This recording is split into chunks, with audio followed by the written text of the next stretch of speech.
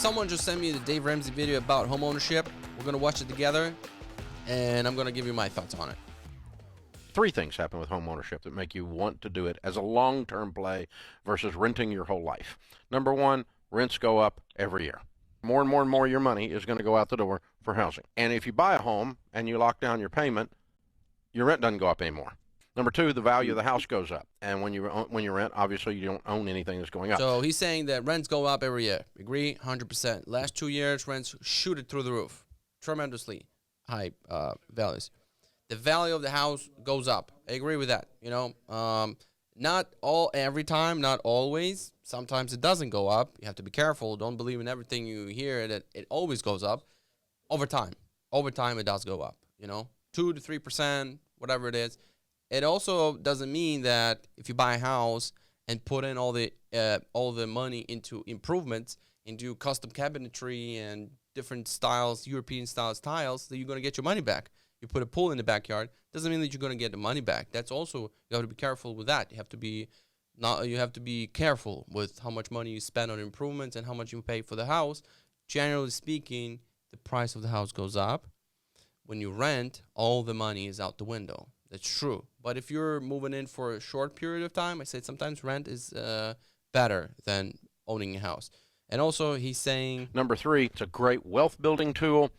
It stabilizes the largest line item in your budget, which is... Okay, and then on the third, he means that it stabilizes the large line item in your expense, which is household.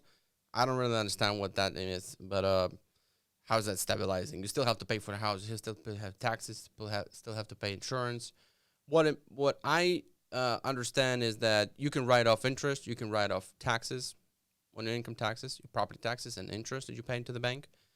The principal reduction and appreciation creates equity, which you can, when you sell the house, you can use to buy maybe smaller house and then it's paid off. Or you can borrow against it for some other stuff that you're going to do, but then it increases your debt, so which I don't really recommend to do. The only thing that protects you is this. Here's in my honest opinion, owning versus renting. When you're renting, someone can just give you a notice. When your lease is up, please move out. It's sold. Or it could be even sold whenever throughout your lease, but nobody can kick you out because you have a lease. You cannot build long-term plans in the house because you don't know when they're going to tell you that it's sold, and whenever the lease is up, then you have to move out and you have to look for a new place. The rent prices go up always.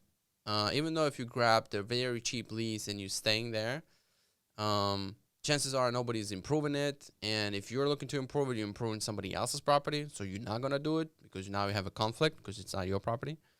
And I was leaning towards mentioning the third topic is that you can't improve. You can't do anything with it because that's not your property. If you want to improve, you probably want to own you got to own your own property. So those are a couple things. But sometimes renting makes sense because if you're moving in from the other state or you don't know how long you're going to be here, you might want to just rent for a little bit and see what happens next.